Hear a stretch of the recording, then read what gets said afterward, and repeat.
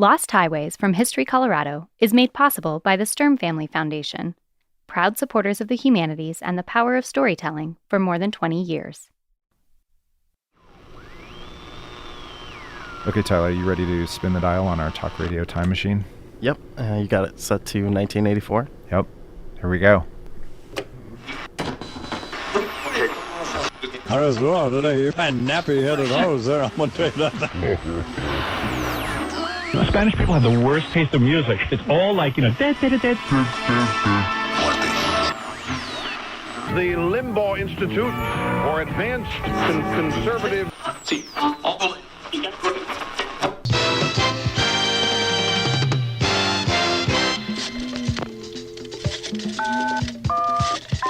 He's a prince.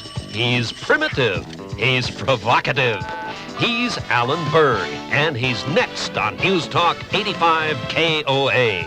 Try your luck at talking with him now. Dial 861-8255. That's 861-TALK. And now, here's Alan Berg. And thank you. And we're back for our final half hour of the show, so join us. We have lines up. This has been just an incredibly terrible day. All right, 861-TALK, 861-8255. Alan Berg on KOA. Line 3, you're on the air. Hey, Alan, it's Noel and Tyler. We're calling from the future. Wait a minute, why are you listening? Well, we've been working on this story about talk radio, and American politics have become so polarized here in the future. Obviously, you're trying to entertain people, but don't you think that the way that talk radio profits from outrage and controversy could have dangerous consequences? Do you ever worry that something bad could happen? I don't think that's true. I think it's sad that you can't address the issues that we're talking about rather than just finding this a personal attack. It is an attack. Wait, but can we just ask you something real quick? Well, I know what you would say anyway. Go ahead. Well, it's just that you can come off as really offensive sometimes, and... You've been whining on talk radio. Why do you listen if it offends you? Take a walk. Line 1, you're on KOA. Hello, Alan. Yeah. Yeah, I have never called it before. From History Colorado Studios, this is Lost Highways, dispatches from the shadows of the Rocky Mountains. I'm Noel Black. And I'm Tyler Hill. On each episode, Tyler and I look back at overlooked stories from our home state of Colorado in the West. Stories that we can't believe we never heard. Stories that help paint a more complex picture of this place we call home. And how we got to now. As a heads up, there's a lot of language from talk radio in this episode that some people might find offensive. In January 1984, Denver talk radio personality Alan Berg appeared in a segment on the CBS news program 60 Minutes. He was featured along with a cast of rising stars in the growing market of confrontational call-in radio hosts. Here he is talking to reporter Morley Safer about what he sees as the virtues of talk radio. It's the last neighborhood in town. People don't talk to each other anymore. Talk radio is the last place for them to hear human voices. So many people are isolated today. They don't have a chance to communicate. But what are the people who listen to radio call-in shows actually hearing?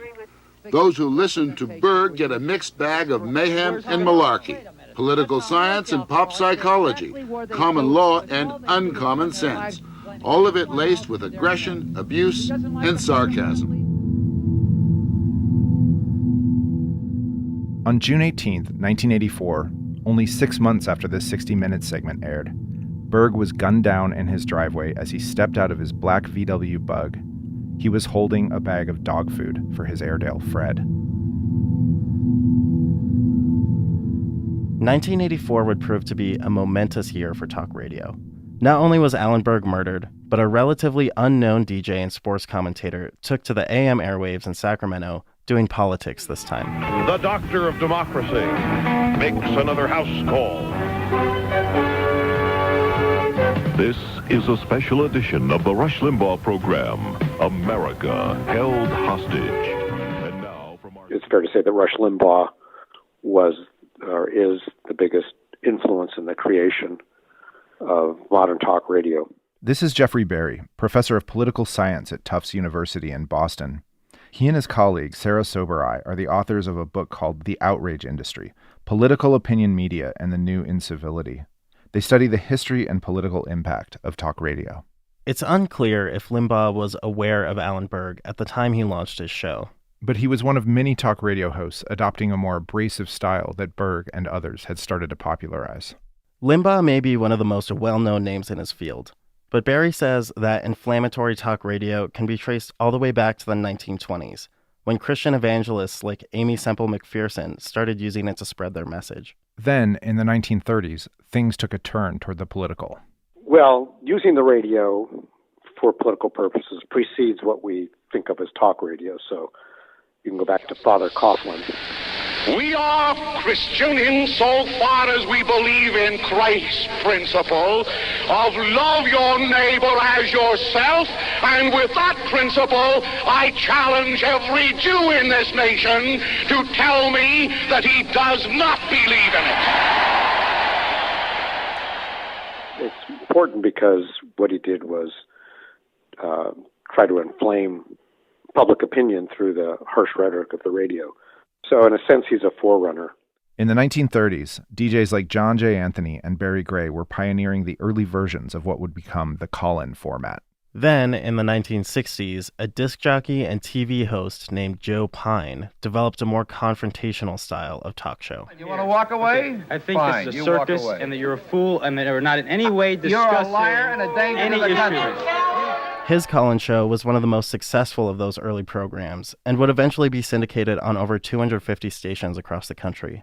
By the time the late 70s and early 80s rolled around, music stations were migrating en masse to the FM side of the dial. That's because FM gave stations the ability to broadcast in stereo instead of mono. This left AM stations in the lurch. What are we going to do now that music has moved to the FM side, which has stereo and all of that? We've got to find something to do. This is Lee Larson. In the early 1980s, he was the general manager of Denver's KOA, one of the biggest AM stations in the western U.S. And that's what birthed a lot of the talk formats of different types, the sports talks and the psychology talks and the local affairs talks. And then just the natural growth out of that was that, the country was maturing, the issues of the day always becoming more and more important on a national basis. Andrew Horvitz, a sociologist from the State University of New York in New Paltz, has done a lot of research on talk radio. He told us that it's always been pretty easy to make talk and call-in shows profitable. Because unlike FM, unlike music, you would get something on AM that you would call an active listener or an engaged listener, right? You paid attention to the shows. You stuck with the people through the discussions. You want to stick through those commercials to hear what wonderful / outrageous, depending on what side of things you're on, really what's going to be said. You stick through the commercials, and that makes you a very valuable radio demographic to go after. AM stations across the country were discovering that outrage sells. Steve Kane in Miami, Gary D. in Washington, D.C., Howard Stern in New York, and others were all pioneering a combative style of AM radio that was driving numbers through the roof. In fact, during a one-year stint at WWDC in Washington, Howard Stern more than tripled the station's ratings. And around that same time, Denver saw the rise of its own king of call-in, a dapper, trash-talking, chain-smoking, coffee-guzzling, hot-headed Jewish man from Chicago named Alan Berg. 46 is our number, talking about masturbation, lesbianism, homosexuality, God, it all one big ugly mess. Good morning. Yes, Alan, how are you? For those who knew him best, Berg was something of a spectacular mess himself. Here's his ex-wife, Judith Berg, fellow talk show hosts Ken Hamblin and Peter Boyles, and longtime KOA producer Anath White. Well, he was very thin, very tall. Alan was tall and lanky. He had bangs and gray hair. He had a beard and a mustache, and he had a dog. Adored his Airedale, Fred. Everybody loved Fred. Yeah, Fred. And Berg and Fred were twins. I best describe him as a Muppet. And he was an impeccable dresser. I never saw him, whether it was my home or we're out for dinner or working together. He came in with a tie on, always. All the kitchen cabinets were full of boxes of his excellent shoes. There was almost no food in there except dog food, but shoes. I can close my eyes. I see him with a cigarette in one hand and a cup of black coffee in the other hand. He was a terrible, terrible smoker, and I would say, could you please have Mr. Berg not leave ashes all over the studio? Well, he was a chain smoker. He would light the cigarette off the cigarette. Along with a cup of coffee, because he drank something like 40 cups of coffee a day. and a cigarette in the other hand, and and that scratchy, loudish, impossible to miss voice. My dear, anybody who's programmed like you is per se a racist. I'm Per se. wonderful Christian mother. Honey, you are. Taught me the right way. You are committable. Goodbye. 761-3646. Alan Berg was raised on the south side of Chicago. He was born in 1934. So he was one of those guys in between the wars. Came of age in the 50s. This is Stephen Singular, author of Talk to Death, a biography about Alan Berg. He had very significant issues, I think, around race. And part of it, I think, was that he had conflict with his father. His father was a dentist. I think he told me he was an unforgivable dentist. Classic Bergian phrase. And I think he felt that his father was something of a racist. And I think it's what made him ultra-sensitive about issues of race, bigotry, etc., as he got older. Racism would always bother Alan, and his on-air provocations and pot-stirring often centered around advocating for the underdog or calling out hypocrisy where race, class, and sexuality were concerned. And Berg had the brains to back up his bluster. In 1951, when he was just 17 years old, he studied psychology at the University of Colorado in Boulder. 5 years later, he got a law degree from DePaul in Chicago and became one of the youngest people to ever pass the Illinois bar exam. After he passed the bar, Berg took work in Chicago as a criminal defense lawyer. Things were going well. In 1958, he married Judith Halpern, his college sweetheart from Denver. And at that time, he was making really good money. But his success had a dark side. Here's Judith. His clients were mafiosos, if I may use that word. And it became very easy for people to get to Alan Berg, and he could fix everything. And Chicago was so crooked. He could go in the courtroom and he could defend somebody who had done something awful, and he could succeed and get them off or their sentence reduced, but he didn't like himself doing it. He didn't like the hypocrisy within himself. Around that time, says Singular, Alan discovered martinis. He was not a good drunk. He was a kind of a nasty drunk. He didn't like what he was doing. He didn't like the fact that he was succeeding at it, and he started to drink more and more, and he started to pass out and just sort of go downhill. He's very bright. He was talented, but he was somewhat out of control. Not long after he started drinking more, Alan was diagnosed with epilepsy. His then-wife Judith convinced him to quit his law practice and move back to Denver in the hopes that his health would improve. He went to rehab, got sober, and, always the clothes horse, opened up a clothing store. And the customers would come in and he would, talk their ear off. One day, a man came in named Lawrence Gross. Lawrence had a show on a local radio station, and he thought Berg was just the fastest on his feet with a gift of gab and could talk about anything. And he said, you ought to come on the radio with me someday. You might be good at this. And it turned out he was. He went on the Lawrence Gross show, and they were talking about, how to walk your dog or cut your flowers or something. And he starts in on the two major things that always work on talk radio, which is religion and sex, or race being the third. And he just blew Gross out of the water, and people started calling in. And Denver didn't have anything remotely like this. I mean, they had never seen or heard anything like Alan Berg. He had incredible energy, incredible verbal gifts, and he was funny. The years Alan spent arguing criminal defense cases had inadvertently prepared him for a career in talk radio. He started making regular guest appearances on Lawrence Gross's show. And before long, he got his own slot. He was safe behind that microphone. He would sit in there. He smoked packs of cigarettes a day, and he would start fires in the trash cans. He would start fires on his desk. He was just absolutely chaotic. He would bat the microphone away, but this was his calling. I know, and I know for a fact there are 8 and 10 generations that are on welfare. You don't think it has anything to do with repression and discrimination that's occurred, do you? Well, it doesn't seem to be that. Oh, of course not, dear. You're as dumb as the rest. I can't take it anymore. I can't take it. This sellout. Blacks couldn't get jobs. Chicanos couldn't get jobs. Civil Rights Commission comes along. We have a fair guy there. Reagan bounces him out to get a token black guy on there who probably never saw a black person in a ghetto in his whole life or understands the problem. I'll be back with you tomorrow with more grief and hate and maybe a laugh or two. Stay tuned for the evening report. But in 1976, just as Alan was starting to make a name for himself, his epilepsy caught up with him. He had an especially bad seizure that wouldn't stop. They took him to the ER room, and he was diagnosed with a brain tumor, a very significant brain tumor. And they said, we have only one option here, and it is essentially to cut off the top of your head to go in, take out the tumor, and, you'll never probably work again. You're lucky if you'll be able to talk.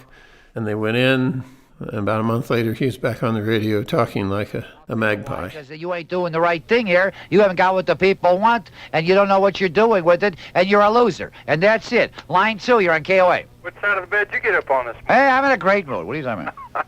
Well, you blew my argument. I called in. He went through I think what he would have acknowledged was kind of a bad period in which he started becoming more and more aggressive, and some would say more and more obnoxious on the radio, and he started hanging up on everybody and making snide comments and doing all the things that he knew how to do. And they held a poll in Denver, and they said, we want you to vote for the most popular and the least popular media personality in Denver, and he won both awards.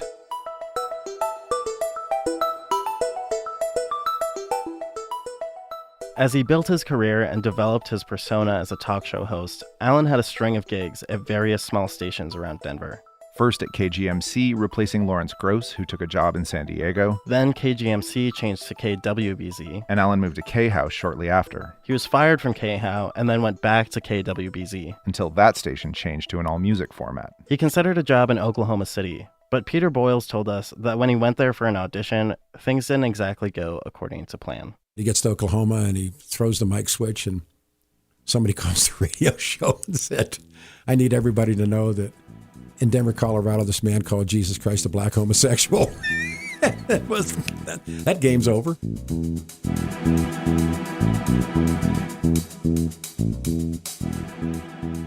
Berg came back to Denver, and that's when he ended up at KOA, which at 50,000 watts was one of the most powerful radio stations in the country. KOA was and still is what's called a clear channel station. Not to be confused with the Clear Channel Broadcasting Company. It's part of a group of 60 frequencies across the country that in 1941 were given high-power signals and special permission to have their frequency cleared from all other broadcast channels. They were the original emergency broadcast system, and the idea was that from anywhere in the country, listeners could have access to at least 2 Clear Channel stations in the event of an emergency. When Alan Berg was on KOA in the 1980s, his show reached a massive part of the western U.S., especially at night when AM radio waves are reflected off the ionosphere. At the time, you could hear KOA in parts of 30 states and as far away as Los Angeles, even in Canada. And you still can. But the commercial success of Berg's provocations would come with a price.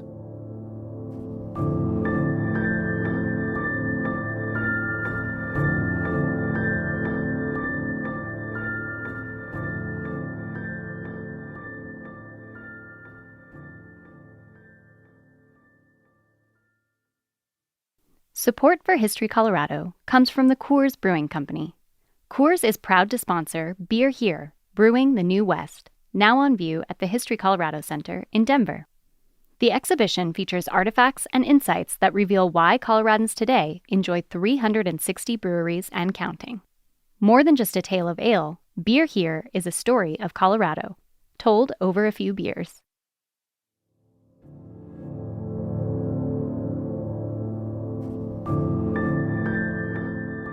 By the time Alan Berg got to KOA in 1981, his show had settled into a rhythm. He would dance back and forth between frivolous, hot-button topical items and impassioned engagement around issues like race, religion, and sexuality. Sometimes all within the same show. Alan's approach was different because he was talking about the issues of the day, but he would mix that with some of the funniest, craziest, goofiest observations that he had on society. Former KOA general manager Lee Larson says Alan was always happy to play devil's advocate. He was one of the first talk show hosts I was aware of that would also sort of take whatever side of an argument he needed to be able to engage with a caller. And he went on the air with this approach of that this was just outrageous and just unacceptable, but it was kind of what I would call a shtick. I'm pretty upset about what the government is doing as far as bringing in all the refugees. You know, like people... Right, because they're showing a work ethic that's better than most Americans. God bless them. Well, no. Maybe they'll make a shake-up and do something and work and earn something and not want a free ride, sweetheart. Line 1. You're on KOA.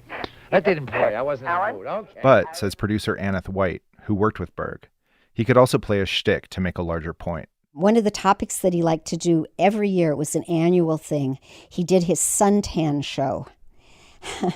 And he would start out talking about why did white people always go out and get out in the sun and try to turn their skin dark. And then he would hit you with, I think it's because white people secretly want to be black. And there would be people that would call in and just be outraged. I don't want to be black, Alan, blah, blah, blah. I think the most continuing saga, if we could call it that, has been a show. I came up with the idea, it was some 8 years ago. There was an idea about suntanning and the reason people didn't like themselves white, or they really didn't like themselves white, maybe secretly wanting to be black. That show has been a continued craziness for the last 8 years. But it's a funny thing because people have a hard time laughing at themselves, which is something I am always problem with in talk radio. It's too serious. People take everything too seriously. They don't laugh at themselves, and that, to me, is more of a solution to more problems than anything I know. I think it's better communication if we can share some humor than any other dialogue we have. To the people who knew Alan well and worked with him closely, there was a fine line between trying to get ratings and the issues that he really cared about. One of the things that drove Alan was the sense of injustice that the country has about racial issues and all of that, all the human rights kinds of topics. So when he did this suntan show, underneath all of that was the topic of racism and race, and trying to talk about that too. To friend and colleague Peter Boyles, who still works as a conservative talk radio host at Denver station KNUS, Berg was like a professional wrestler. One of the highlights of my life was I got to work in professional wrestling. I got to do the ring and I got to do television. And I always say that I learned how to do radio from the legendary Bobby the Brain Heenan and Alan Berg. Here's a clip of professional wrestling announcer Bobby the Brain. My whole life, everybody's been jealous of me. Everybody's been worried about me my whole life. They've done this to me. They've done this to me. Don't you call me Weasel either, pal. No, I didn't. I said you're paranoid. No, you called me Weasel, and I heard you. I said you're trying to weasel out of this match. No, I didn't try to weasel out. Peter Boyles says that Berg had many of the same theatrical instincts. He knew how to do it. He's like a pro wrestler. He knew how to build the heat, how to press the buttons, and that was important. And the pro wrestling metaphor was especially apt when it came to Alan Berg's particular style of radio. Peter explained to us the difference between what those in the wrestling business call a shoot and a work. A shoot being something real, and a work being something not so real. Peter Boyles says that Alan had issues that he genuinely cared about, racism and anti-Semitism being some of the big ones. Well, he had hot buttons, but when he would do like, white people really want to be black, he was putting you on. But he put you on because in some ways, a great story, he came in one afternoon. He would always do afternoon when he get up, and I'm doing mornings. And he comes in and says, I want to talk to you. And I said, what? He said, I'm going on air today and say I'm gay. And I said, I'm looking at him like, what's up your sleeve? So he goes on the show and he goes, I want everybody to know I'm gay. And people calling him, I always knew you were gay. You know? And then he goes, folks, it's just a word. I'm not gay, but it's a word where, and he does this whole, and he's working. He's not, and it's not a shoot, it's a work. So in other words, the work was to come out as gay, while the shoot was to draw attention to homophobia. These kinds of over-the-top comical provocations became Berg's trademark on air. But just like in wrestling, once the show was over, Berg was able to take off the mask. Here's former KOA talk show host Ken Hamblin again. I found Alan to be, off the air, he was a sweetheart. He was the most gentle, considerate, caring guy you ever wanted to meet. I mean, if you knew Alan off the air, you'd love him, as we all did. Anath White agrees. She told us about how she felt when she first learned she'd be working with Alan. I was nervous, thinking, my goodness, is he going to be like gruff and mean and, lose his temper with me and, be outrageous like his reputation was. And instead he was gentlemanly and wondering what did I need. And right away that was kind of the tone he set. What he was like on the air versus what he was like off mic were very different things. And he was quite easy to work with pretty much all of the time. And she thinks that even in his most provocative moments, there was some level of intention behind the shtick. Even when he was being outrageous, where you would think, oh my gosh, I can't believe he just said that, he was usually doing it with a twinkle in his eye. In this excerpt taken from the 60 Minutes segment we played earlier, you can see Alan smiling as he berates Judith. She told us that she used to call in on slow days to help him out. Remember when I left you? You never shut up. I got fed up with you. You never let me get a word edgewise. This is my ex-wife. Get out of here. He enjoyed kind of stirring the pot. And occasionally he would even shock me. But I would think, oh my goodness, I can't believe he just, said that or went there. But most of the time, I know he's been labeled as a shock jock, and that was so not true about him. When he really mixed it up with somebody, it was most of all about things that he really did care about. He took on people who were bigoted, anti-Semitic, racist, but he wanted to engage with the people who held those views and challenge them. But some people couldn't make those kinds of distinctions, and it was easy for them to mistake Alan's persona for reality. Peter Boyles says that there's a name for those kinds of people in the wrestling business. Those people are called marks. And they don't call them fans, they call them marks. And they believe it's real. And that was the part about Alan was wrestling. They were marking. And there are people that believe all kinds of stuff. Belief is far more powerful than knowledge. One of those marks was a frequent caller to Alan's show. I think the Jews are still firmly in control of the Soviet Union. I think they're responsible for the murder of 50 million white Christians. You think so, huh? Yes, I do. I think you're sick. I think you're pathetic. I think your ability to reason and use any logic is a tragedy. Why don't you put a Nazi on your program and then you'll have somebody... Sir, you are a Nazi by your very own admission. Thanks so much. If he said that's right, you heard it. Okay, 861-TALK, 861-825. According to Anath White, that caller was a neo-Nazi named David Lane. David Lane had been listening to Alan Berg for years and years and was known to lay on his bed listening and scream at the radio, but continue to listen, sometimes calling in and, arguing with Alan. And on June 18th, 1984, Lane and 3 other members of a white nationalist group called The Order assassinated Alan Berg.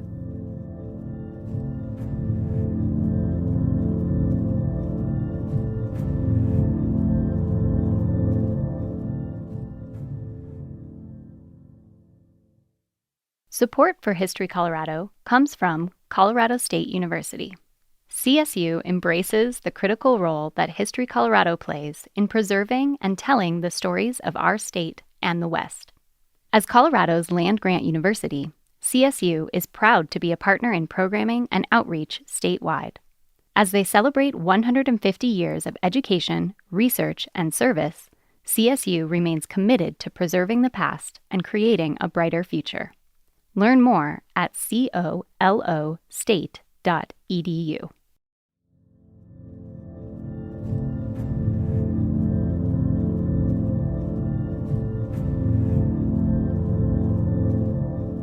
Here's Ken Hamblin, Peter Boyles, Judith Berg Halpern, Anath White, biographer Stephen Singular, and former Denver Post journalist Kevin Flynn describing the night Alan Berg was murdered. We had gone to lunch. I had had lunch with him at noon. And we were going to have dinner that night. And he called me and he said, Judy's in town, his ex-wife. He said, I got to take care of Judy, got to have dinner with Judy. said, I love you, man. I said, I'll see you tomorrow. I said, I love you. On the way home, he bought dog food. They ate dinner in Lakewood, stopped, bought a bag of dog food and a pack of cigarettes. When they pulled into the driveway in the little Volkswagen Bug, the plan was that they would stop, get out, they would go upstairs to Alan's unit in that condo, the little condo building, and they'd call his mom, Ruth, back in Chicago because her birthday. And then we were going to go call his mother, but he thought that was too late. So he puts the car in reverse, backs out, drops Judith off. We hugged and kissed, and he said, I'll talk to you tomorrow. Then he came back. The fickle fingers of fate.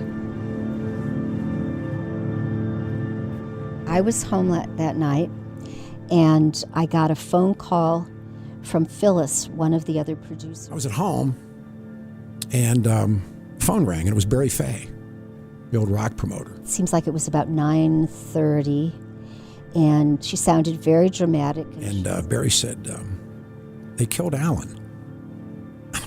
And I'm thinking the ratings came in, or, which he had great ratings, so meaning that you get killed in the numbers, because our business. And Rick Barber walked into the studio. He didn't say anything. He came and he sat down to a microphone. I turned on Channel 4, and they were in the street. They were on Adams, showing a live shot. And he said, he's gone, Alan's dead. She said, Anath, Alan is dead. And it was just, just silence. He turned on the mic and he said, Alan Berg was shot. And all of a sudden, I found myself falling down into a black void. And as I describe that to you, I can visualize it again. That long, thin body sprawled out on the ground, and all these big, I suppose, police lights. It was like a bad dream, and I thought I was going to faint. I didn't even know what to say. Ken was on, talking about it, and he actually addressed the killers. You're a loser, talk show host, or a dime a dozen. If Alan Berg was anything before you blew him away, he was nothing. And you made him immortal. You made him a part of me, and you gave value to everything that ever justified your sick act tonight. The realness of it was just about impossible to take in, except there was Alan sprawled outside of his VW in his carport area of his condo townhouse with his beloved Airedale upstairs, holding a sack of dog food. I mean, it was impossible to believe and also just horrendous.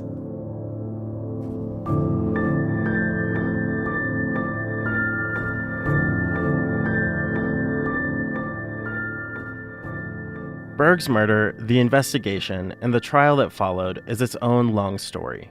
And if you want to know more about it, there's a podcast miniseries called The Order of Death. In short, David Lane and 3 other members of the white nationalist group called The Order believed that Alan Berg was part of a Jewish conspiracy to take over the world.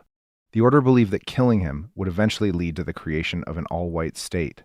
Several members of the Order eventually went to prison for charges mostly unrelated to Berg's murder. Here's Mark Potok. He works at a place called the Center for Analysis of the Radical Right, and he used to work at the Southern Poverty Law Center. I think that the Order was the first of the truly revolutionary extreme right racialist organizations in this country. What he means by truly revolutionary is that prior to the Order, most white nationalist violence and terrorism in the U.S. was what he calls restorationist. Groups like the KKK, he says, wanted to return to the quote-unquote good old days of formal segregation, if not slavery. The Order, on the other hand, wanted an all-out race war. And in effect, it opened a new era, an era which we are still living in today. Today it's not so shocking to see the murder, say, of Heather Heyer in Charlottesville, Virginia in 2017, or to see the mass murder of black churchgoers carried out by Dylan Roof in Charleston, South Carolina. Those kinds of things, while not precisely every day, are very common now on the radical right. Simply murdering a bunch of people, either because you want to get attention or you think that they are somehow your enemies or representative of your enemies. The order's influence on the modern-day radical right, he says, can't be underestimated. For example, while in prison, Order member and Denver native David Lane went on to become one of the most prominent neo-Nazis in America, and he still has an outsized influence on white nationalists today.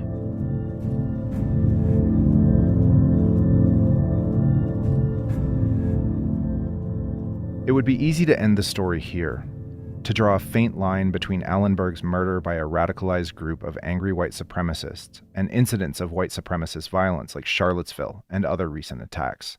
But we want to go back to something talk show host Peter Boyles said earlier in the episode. And they don't call them fans, they call them marks. And they believe it's real. And that was the part about Alan was wrestling. They were marking. And there are people that believe all kinds of stuff. Belief is far more powerful than knowledge. I can't conceive that everything I've said in all these years preceding this night, you never agreed with. That's inconceivable to me. Well, I don't agree with myself most of the time. Well, I do agree with you in the fact that...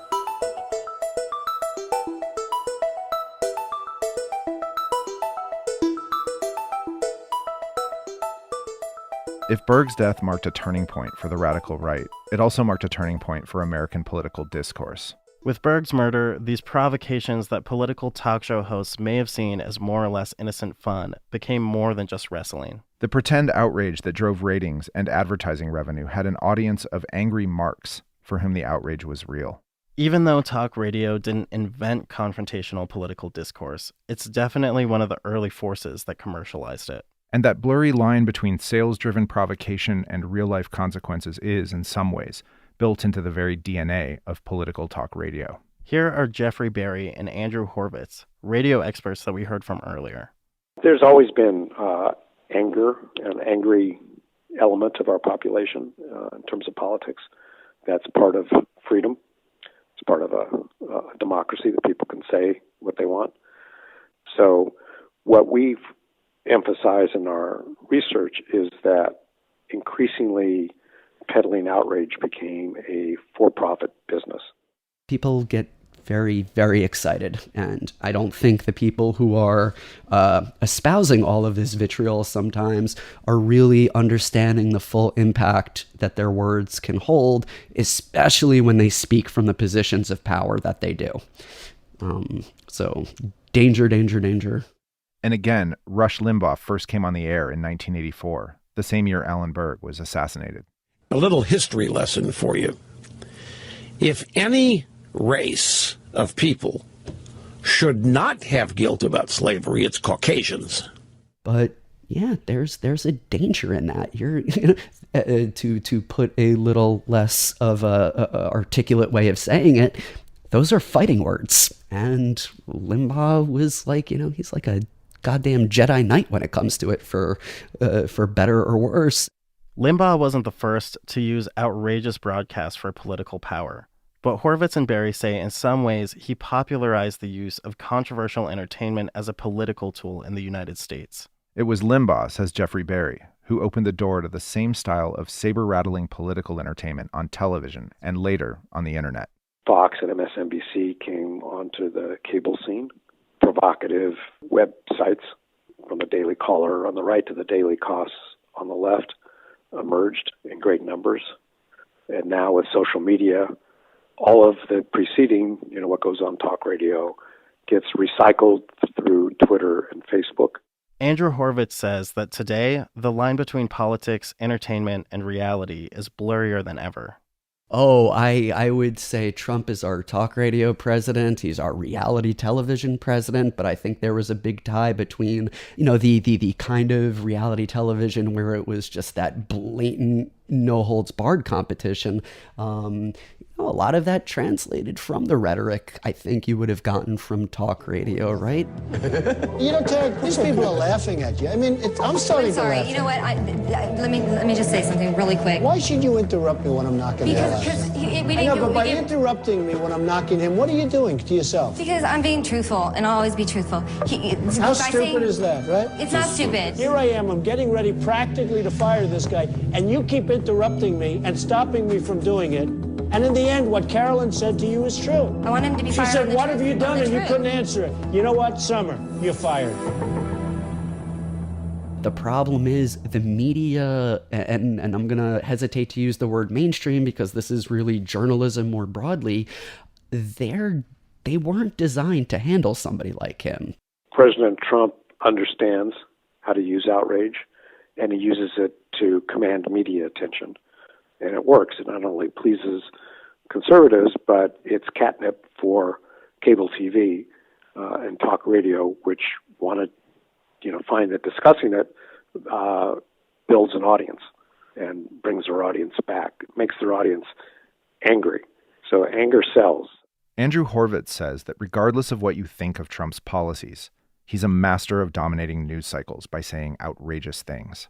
But those are great headlines. If you were a publisher, why would you not run those? I mean, that's going to sell papers. And your other option is if you don't run those and every other outlet is talking about said comments, you're going to be out of that, you're going to be out of that discussion, which means, whatever that means for your circulation size and your readers and your ratings and all of that. And it's important to point out that the mainstream media has been lamenting this change in discourse while simultaneously cashing in on it for decades. Listen to CBS reporter Morley Safer interviewing Alan Berg for 60 Minutes in January 1984, just 6 months before Alan was murdered. Isn't there something a little dangerous about this kind of broadcasting? There is a danger. I agree with you. But I think that's the danger that we exhibit in all rights of free expression, be it columnists who write newspapers. Yeah, indeed. But you say yourself, you often go on there. You don't know quite what you're going to say. Hopefully my legal training will prevent me from saying the one thing that will kill me. And I've come awfully close.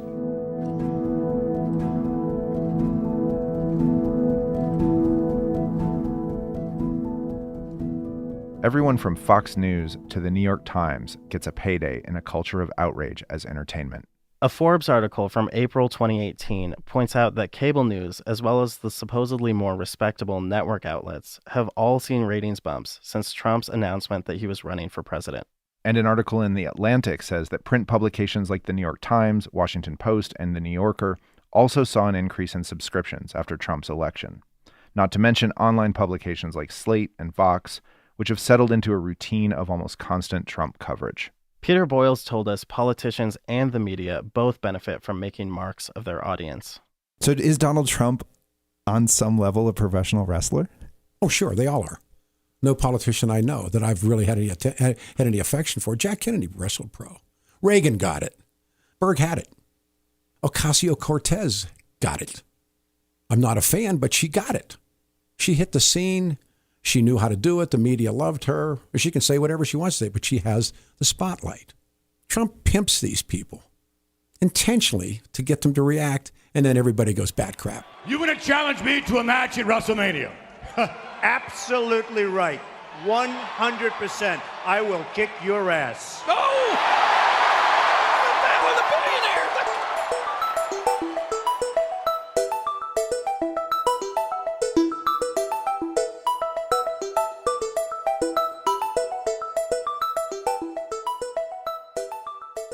Boyles says that while Alan Berg is by no means solely responsible for the kind of outrage entertainment that paved the way for everyone from Rush Limbaugh to Donald Trump, he definitely played his part. He loved people. But boy, when that guy threw that mic switch, bang, we were doing it for money. Yeah, don't ever kid yourself. It was money. The price we all pay, says Boyles, comes when outrage as commercial entertainment becomes reality as violence.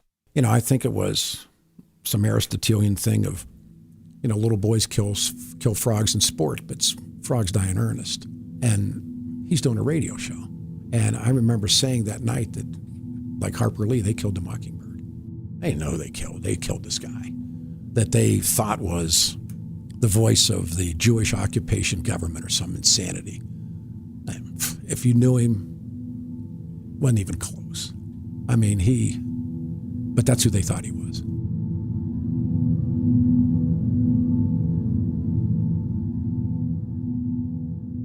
So do you think we should call Alan one more time? Let's do it. 54-7 to the Eastern Tech. Well run.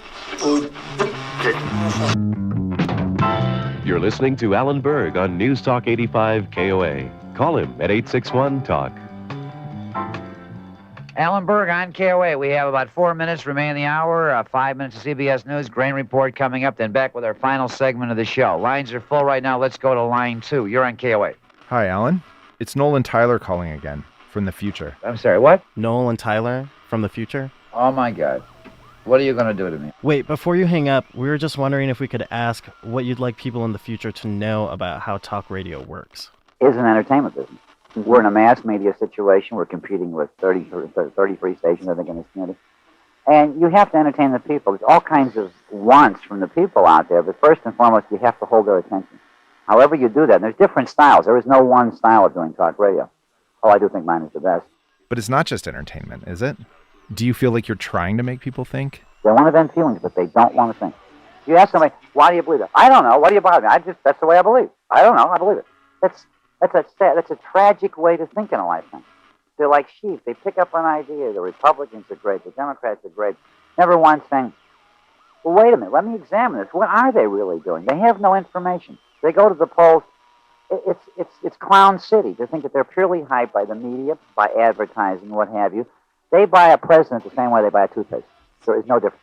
But don't you think it's a problem that talk radio profits so much from provoking those people? Is there a way to succeed in this business without just pissing people off all the time? People do not want to talk about good things. If I came on the air today and I said, today we can only discuss good things, I would never get a call. I'd get 1 or 2 calls and it would be so boring you'd cry. People really want to dislike something. They want to blame something in this world. They want to get angry at something. And mostly, the most classic doctrine I see occur in talk radio, it's called transference of blame. It's Reagan's fault. It's the mayor's fault. It's the police chief's fault. Always someone else's fault. It's my wife's fault. It's my kid's fault. It's never their fault. They're all victims. I never heard so many victims in my life. And I ended up being the victim. Let's just say we allow the raw deal. Day 100 of the Clinton administration. Now that's what I call being completely wrong about Iraq. I don't like them putting chemicals in the water that turn the friggin' frogs gay. A copy of Donald Trump's tax returns. Get him out of here. Get out. We need to kill them. We need to kill them. The radical Muslim terror. This problem of anti-Muslim attacks, they have been on the rise since... News, a horrific scene in Charlottesville, Virginia. Like a fool. All right, we have breaking news. Breaking news.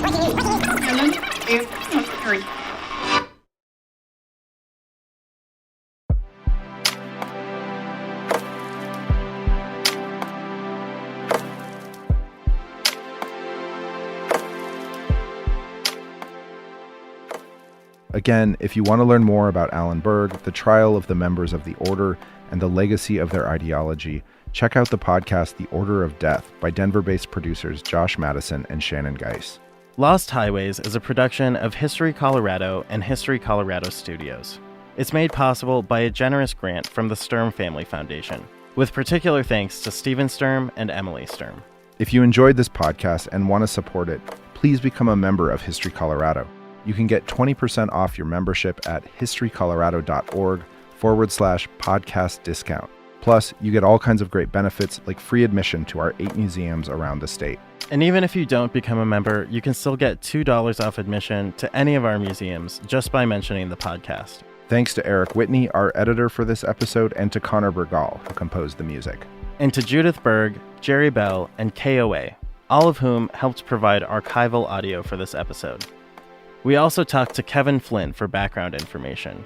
He and his colleague Gary Gerhardt wrote a book called The Silent Brotherhood, Inside America's Racist Underground. Many thanks to our editorial team, Chief Creative Officer Jason Hansen, Sam Bach, Sean Boyd, Brooke Gladstone, Steve Grinstead, Lydia Hooper, Kimberly Cronwall, Jose Ortega, Julie Peterson, Angel V. Hill, Marisa Volpe, and Zach Workowicz. And to our advisory group, which includes Stephen Sturm, Emily Sturm, Chief Creative Officer Jason Hansen, Thomas Andrews, Jonathan Futa, Charlie Woolley, Susan Schulten, Tom Romero, and Kara DeGette. Finally, thanks to the entire staff of History Colorado. I'm Noel Black. And I'm Tyler Hill. Thanks for listening.